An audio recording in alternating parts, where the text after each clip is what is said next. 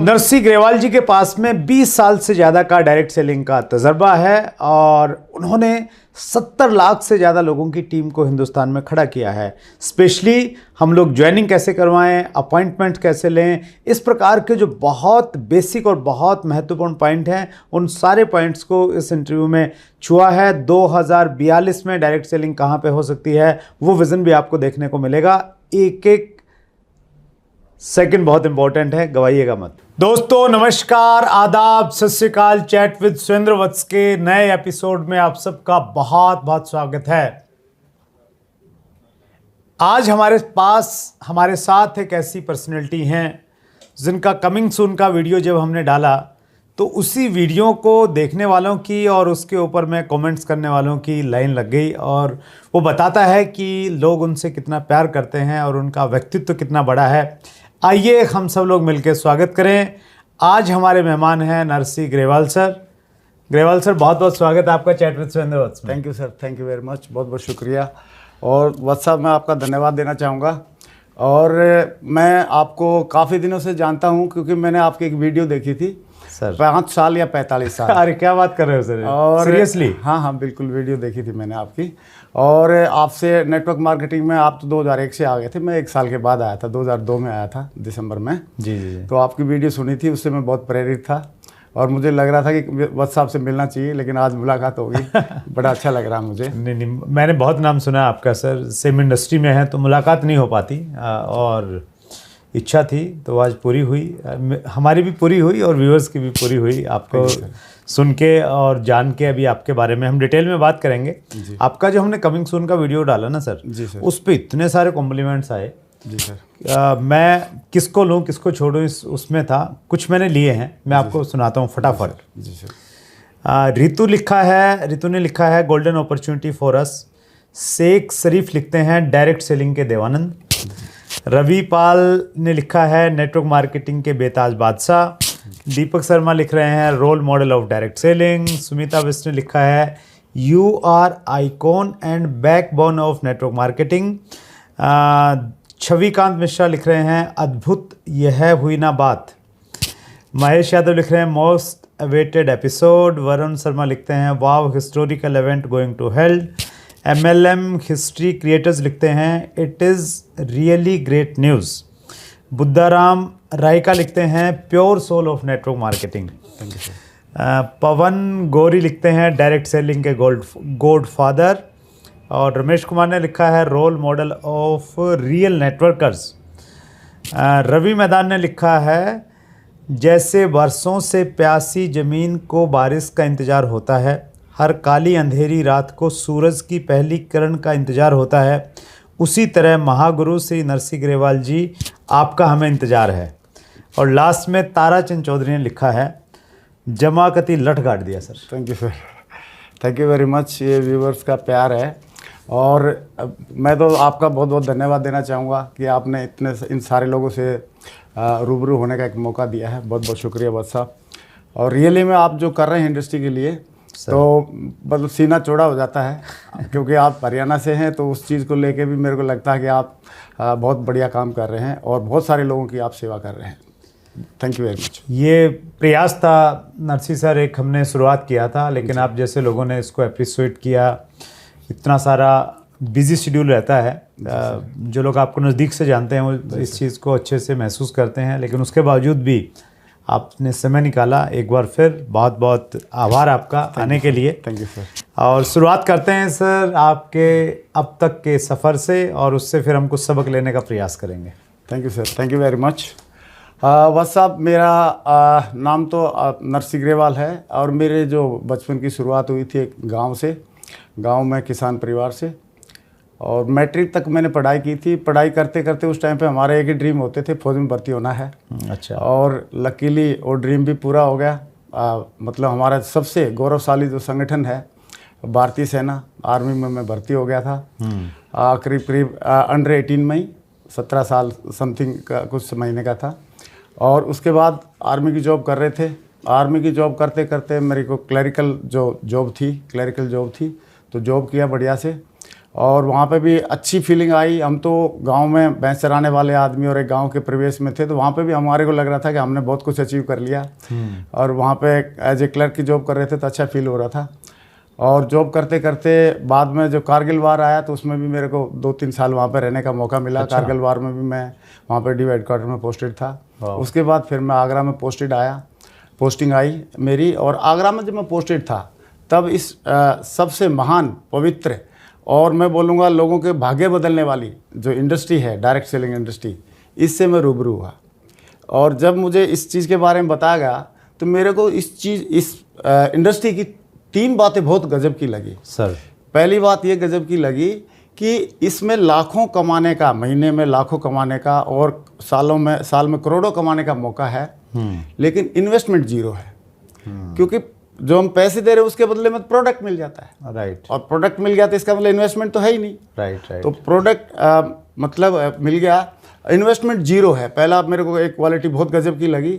दूसरी पता चला कि मुझे कि इसमें कोई खास एजुकेशन नहीं चाहिए, कोई स्पेशलाइजेशन नहीं चाहिए, क्योंकि मैं नॉर्मल मैट्रिक पास करके फौज में भर्ती हुए थे, तो हमारे को अलग से कोई एजुकेशन नहीं थी। तो उसका भी मेरे को बहुत अच्छा लगा कि इसमें अलग से कोई एजुकेशन नहीं चाहिए। और तीसरी बात मेरे को बहुत बढ़िया लगी इसमें कि इसमें कोई प्रीवियस अनुभव की भी ज़रूरत नहीं है। आप जैसा है, मेरे पास जैसे क्लरिकल जॉब का अनुभव था या फौज की एक्टिविटी करने का अनुभव था, तो वो अनुभव के साथ भी मैं इसमें काम कर सकता हूँ। तो 3 चीज़ों से मैं इनका मुरीद हो गया, इस इंडस्ट्री का, और मैंने इसमें काम करने का डिसीज़न लिया और काम करना शुरू किया। फिर बाकी आप जानते ही हैं कि इसमें यस नो आते हैं और लोगों के चैलेंज आते हैं, वो सब आते गए, लेकिन हमने अपलाइन का और सिस्टम का हाथ और साथ हमेशा पकड़ के रखा। और उसकी वजह से जो भी अचीवमेंट्स हैं और जो भी आज पिछले करीब मैं 20 साल से इस इंडस्ट्री में हूँ, सेम कंपनी में, सेम इंडस्ट्री में 20 साल से हूँ। और 20 साल से बहुत आनंद आ रहे हैं। जॉब कर रहे थे तब भी हम आनंद लेते थे, लेकिन अभी जब से इस इंडस्ट्री में आए हैं तब से और भी आनंद आ रहे हैं। मैंने पहले 2 साल जो काम किया था एज ए पार्ट टाइम में किया था, नौकरी करते करते, उसके बाद फिर मैंने VRS लेके इसको फुल टाइम करना शुरू कर दिया। और अभी मुझे फौज में जो जॉब किया था मैंने 19 साल करी थी, लेकिन इस डायरेक्ट सेलिंग इंडस्ट्री में मेरे अभी 20 साल हो चुके हैं। क्या बात है वंडरफुल सर। आपकी कहानी से हम लोग ये सबक ले सकते हैं कि लाइफ में जब अपॉर्चुनिटी मिले तो हमें उसको ग्रैब करना चाहिए, जैसे आपने नौकरी करते करते इसको पकड़ लिया था। जी। दूसरा एक मैसेज ये भी मिलता है सर, आप 20 साल से एक ही कंपनी में हैं जी, तो वो अगर हम लोग एक अच्छी कंपनी के साथ में लगातार काम करेंगे तो ही हमें आउटपुट मिलेगी, और इतना बड़ा नाम और इतना बड़ा सम्मान जो कॉम्प्लीमेंट्स में अभी हमें दिखाई दे रहा था, तो वो तभी मिलता है जब हम स्टे करते हैं एक जगह। जी। और तीसरी चीज़ आपने ये बोली सर कि अपलाइन का और सिस्टम का साथ हमेशा रखा। बिल्कुल। तो ये 3 मोटे सबक सभी व्यूअर्स ले सकते हैं नरसिंह ग्रेवाल सर की कहानी से। आप सर 20 साल से इंडस्ट्री में हैं जी। अगले 20 साल बाद आप इंडस्ट्री को कहाँ देखते हैं? 2042 में इंडियन डायरेक्ट सेलिंग कहाँ? जी। Thank you very much sir. और ये सवाल मेरे बड़े दिल के करीब है सर। एक्चुअली मैंने जब इस इंडस्ट्री में आया था तो मेरे को इसके बारे में पढ़ने का, इस इंडस्ट्री के बारे में पढ़ने का और इस इंडस्ट्री के बारे में सुनने का बड़ा शौक था।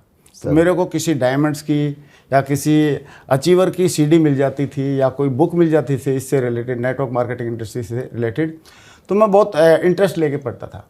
तो मुझे एक CD मिली थी और उस टाइम पर 98 में वो रिकॉर्डिंग कर रखी थी। तो 98 में एक अचीवर आए थे बाहर से, फॉरेन कंट्री के कोई डायमंड थे। उन्होंने बहुत अच्छे तरीके से बताया था, वो मेरे दिमाग में बिल्कुल आज तक भी सेट है।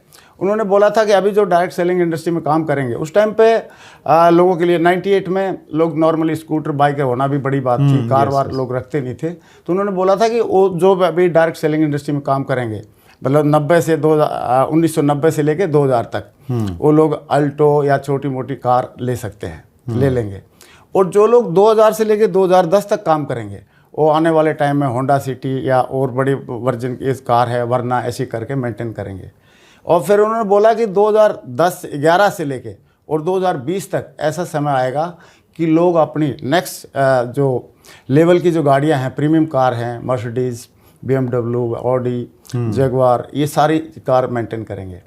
और उन्होंने एक बात और बोली थी कि अगर इंसान इसमें अपने आप को अपग्रेड करता रहेगा, लगा रहेगा और एक ही जगह पे काम करता रहेगा, तो आने वाले 2030 से लेके और 40 के बीच में पक्का इस इंडस्ट्री के माध्यम से और प्राइवेट जेट और अपने पर्सनल हेलीकॉप्टर तक जरूर पहुंच जाएगा। तो ऐसी मुझे लगता है कि आने वाले 2030 के बाद से 30 से 40 के बीच में इस इंडस्ट्री के माध्यम से बहुत सारे ऐसे अचीवर्स रहेंगे जो अपने प्राइवेट जेट मेंटेन करेंगे, प्राइवेट अपने हेलीकॉप्टर मेंटेन करेंगे, ऐसा मुझे लगता है। That's great sir. बिल्कुल, मैं एक चीज़ और ऐड करना चाहूँगा। please। हमारे एपिसोड नंबर 91 में हमारी मेहमान थी रीमा विरदी, जी जी। और उनकी कहानी ये है सर कि वो लंदन में बैंक में जॉब करती थी, और वहाँ उन्होंने किन्हीं ने उनको डायरेक्ट सेलिंग के बारे में बताया। जी जी। तो उनको विज़न बड़ा दिखा डायरेक्ट सेलिंग का। वो लंदन छोड़ के इंडिया में आई। जी जी। और मैंने उनसे पूछा, इंटरव्यू में पूछा जी जी। कि लंदन में और अमेरिका में सुना है लोग बहुत पैसा कमाते हैं, वो सही बात है। तो उन्होंने बोला कि वहाँ लोग इतना पैसा कमाते हैं कि वो अपनी टीम की मीटिंग है ना अपने प्राइवेट जेट में ऊपर जाके 35,000 फीट पे जाके करते हैं। बिल्कुल बिल्कुल। तो वैसा हो रहा है, तो आपको लग रहा है यहाँ भी होगा वैसा? हाँ बिल्कुल होगा सर, बिल्कुल इंडिया में भी होगा, क्योंकि जो चीज़ें पहले कुछ दिन पहले मतलब यूरोप में और अमेरिका में होती हैं, वही चीज़ें बाद में इंडिया में भी होती है। Yes, very true.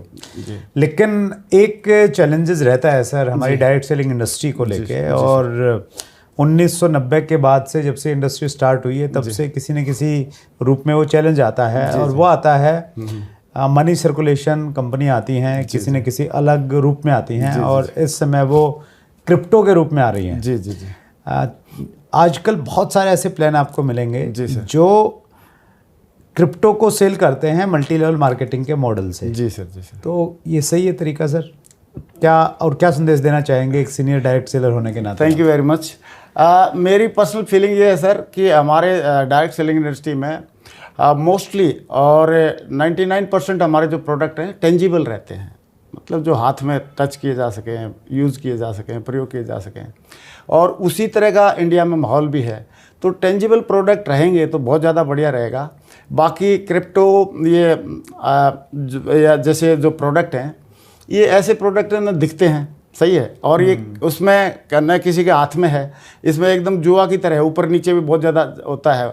तो इनकी बजाय मुझे तो ऐसे लग रहा है कि आने वाले टाइम में अगर सबसे ज़्यादा जो बढ़ावा रहेगा इन्हीं का रहेगा, टेंजिबल प्रोडक्ट का।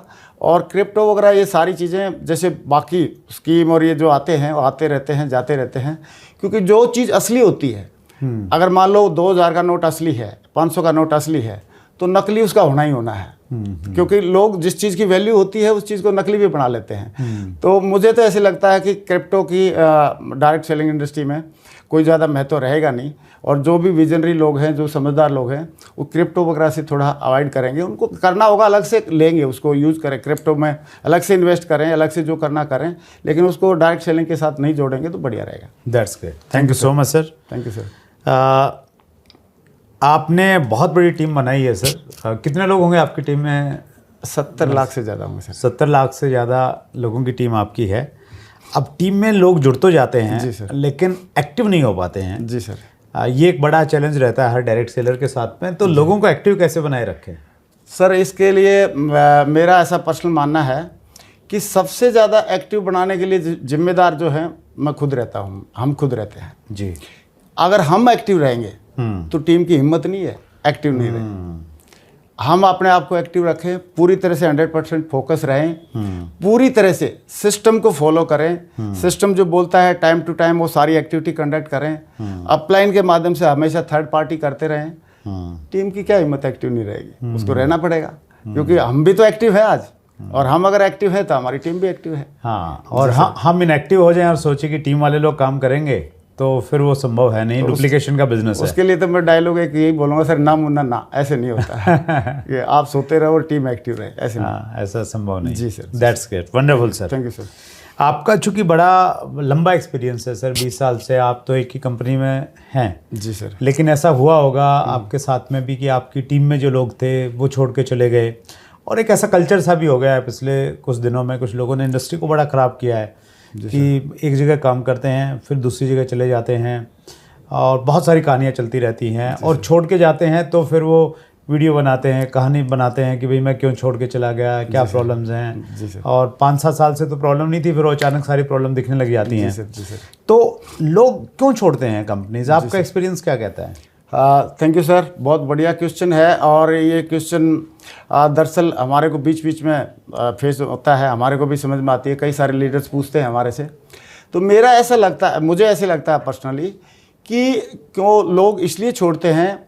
नंबर एक तो कुछ लोग वो छोड़ते हैं जो कुछ कमा नहीं पाते, कर नहीं पाते, तो उनको लगता है जब यहाँ कुछ नहीं मिल रहा तो और कहीं ट्राई करके देख लेते हैं। यानी कि उसको हम बोल सकते हैं सिंपल भाषा में कि तो नहीं कुछ कर पा रहे और उनको लगता है दूसरी जगह कुछ कर लेंगे। तो एक तो वो कारण हो सकता है। दूसरा जो कारण है लीडर्स की, अगर कोई अर्निंग कर रहा है फिर भी अगर वो छोड़ रहा है तो इसका मतलब उसकी लीडरशिप जैसे जैसे बढ़ी, अर्निंग बढ़ी, उसके साथ साथ उसकी ईगो भी बढ़ जाती है सर। ईगो भी बढ़ जाती है, ईगो बढ़ी और पर्सनैलिटी नहीं बढ़ी उसकी। हाँ, और उसकी समझ बढ़ी नहीं। तो इसके लिए मैं छोटा सा एक एग्जांपल मैं बताता हूँ आपको कि एक बार एक बंदा था कि उसको ना 25 साल का हो गया था। उस टाइम पे भी उसको अंधेरे से डर लगता था। अच्छा। और जब छोटा था तब भी अंधेरे से डर लगता था। तो छोटा था तो उससे पूछते थे बेटा क्यों डरता है, तो वो बोलते थे बोला मुझे ना हाउ, अंधेरे में हाउ है, हाउ खा जाएगा। तो जब 25 साल का हो गया तो उससे पूछने लगा भाई अभी तो बड़ा हो गया, अभी क्यों डर रहा है?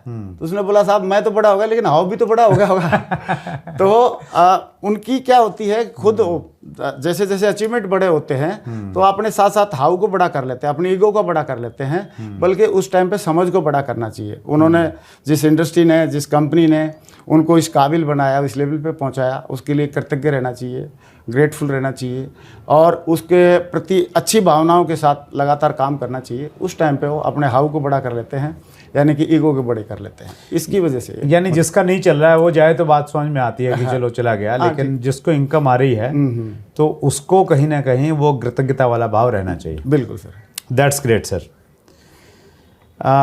देखिए हमारी इंडस्ट्री बहुत अच्छी है जी सर, और इंडस्ट्री का एक दूसरा पक्ष भी है जो लोग इसको नहीं जानते जी सर, वो इसको बहुत ख़राब भी मानते हैं। जी सर, जी सर। और डायरेक्ट सेलिंग को अगर हम और अच्छा बनाना चाहें, जी सर, एक डायरेक्ट सेलर है जी सर, वो ये चाहे कि मैं कंट्रीब्यूट करना चाह रहा हूँ इंडस्ट्री को अच्छा बनाने के लिए, तो वो क्या कर सकता है सर? बहुत बढ़िया question sir, thank you very much. Sir direct selling को हमने और अच्छा बनाना है और इसमें कंट्रीब्यूट करना है, तो मुझे ऐसे लगता है कि हमें सबसे पहले तो हमको खुद को अपने आप अच्छा इंसान बनाना चाहिए। राइट सर, खुद को, क्योंकि लोग हमको देखेंगे, खुद को अच्छा इंसान बनाएं और एक काम ज़रूर करें, इसमें सक्सेस होकर दिखाएं। क्योंकि आपकी सक्सेस को देख के बहुत सारे लोग मोटिवेट होने वाले हैं, बहुत सारे लोग प्रेरणा लेने वाले हैं, इंस्पिरेशन लेने वाले हैं। और खुद को अगर सक्सेस होकर हम दिखा देते हैं तो फिर इस इंडस्ट्री के लिए लगता है मुझे सबसे बड़ा कंट्रीब्यूशन हम दे जाने वाले हैं। क्योंकि एक आदमी सक्सेसफुल हो जाता है तो वो क्या करता है, बहुत सारे लोगों के लिए रास्ता खोल देता है। यस, सारे लोग उसको देख के और भी लोग करना चाहते हैं उसको, लेकिन एक आदमी अनसक्सेसफुल हो जाता है, 4 लोग फिर उसको देख के नेगेटिव हो जाते हैं। तो सबसे बड़ा कंट्रीब्यूशन ये कर सकते हैं कि इसमें आएँ, जिद लगाएं, पूरा कमिटमेंट दें और 100% सक्सेसफुल होकर दिखाएं और लोगों को कम ईयर करें। हमने एक पिक्चर में एक एग्जाम्पल सुना था हमने कि एक बार वो मुन्ना भाई को सर्किट जी बोलते हैं कि भाई आपको अंग्रेजी आती नहीं, आप लंदन जाओगे तो कैसे अंग्रेजी बोलोगे? तो उसने बोला नहीं आती भाई। बोला कितनी आती है? बोला आप टेस्ट ले लो। बोला हाँ ले। तो उस सर्किट ने पूछा मुन्ना भाई से आप किसी आदमी को वहाँ से यहाँ बुलाना है तो क्या करोगे भाई? तो बोला उसको मैं बोलूँगा कम ईयर। तो फिर पूछा कि आप ये बताओ अगर वो बंदा वहाँ चला गया और उसको फिर बुलाना है तो कैसे बुलाओगे? मतलब वहाँ चला गया तो वहाँ भेजना है उसको तो कैसे भेजोगे? तो बोला मैं वहीं चला जाऊंगा और बोलूँगा कम ईयर। सही है। तो इसमें हम खुद सक्सेस लें और एक अच्छा इंसान बने और इसमें लोगों को फिर कम ईयर करें ताकि लोगों के लिए हम रियल इस इंडस्ट्री की सेवा कर पाएंगे। ऐसे मुझे ऐसे लगता है। वंडरफुल, सक्सेस का एग्जांपल बने। Thank you sir. Right sir, wonderful sir.